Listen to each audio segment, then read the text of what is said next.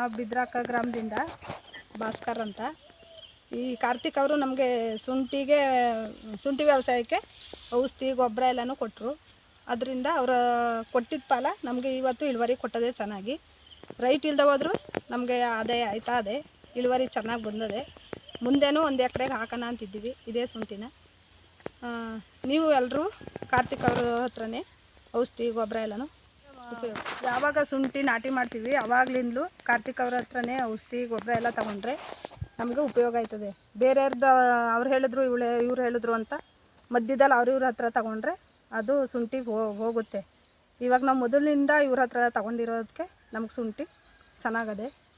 ನೋಡಿ ನೀವು ಎಲ್ಲರೂ ನಮ್ಗೆ ಇವಾಗ ಬೀಜಕ್ಕೆ ಇವರೇ ಕೊಡಿಸ್ತೀವಿ ಅಂತ ಬಂದವ್ರೆ, ಎಲ್ಲರೂ ಕೇಳ್ತಾವ್ರೆ ಇವಾಗ ಚೆನ್ನಾಗದೆ ಅಂತ. ಮುಂದೇನೂ ಇವ್ರ ಹತ್ರನೇ ಔಷಧಿ ಗೊಬ್ಬರ ಎಲ್ಲ ತಗೋತೀವಿ. ನೋಡಿ ನೀವು ತಗೊಳ್ಳಿ, ಬೆಳೀರಿ, ಚೆನ್ನಾಗಿರುತ್ತೆ.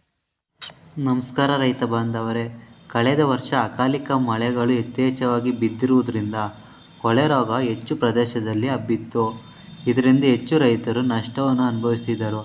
ಆದರೆ ನಾನು ಮೊದಲಿಂದ ನೋಡಿಕೊಂಡಿರುವಂತಹ ಶುಂಠಿ ಪ್ಲಾಟ್ಗಳು ಮತ್ತು ನಿರಂತರ ಸಂಪರ್ಕದಲ್ಲಿ ಇದ್ದಂಥ ಶುಂಠಿ ಪ್ಲಾಟ್ಗಳು ಇವತ್ತಿಗೂ ಚೆನ್ನಾಗಿದೆ. ನನ್ನ ರೈತರು ಎಲ್ಲ ಬೀಜ ಶುಂಠಿಗೆ ಬಿಟ್ಟಿದ್ದಾರೆ. ಈ ಫೋಟೋ ಬಂದು 2024 ಜೂನಲ್ಲಿ ತೆಗೆದಿರುವಂಥ ಫೋಟೋ. ಆಗಲೂ ಶುಂಠಿ ಚೆನ್ನಾಗಿದೆ, ಈಗಲೂ ಶುಂಠಿ ಚೆನ್ನಾಗಿದೆ.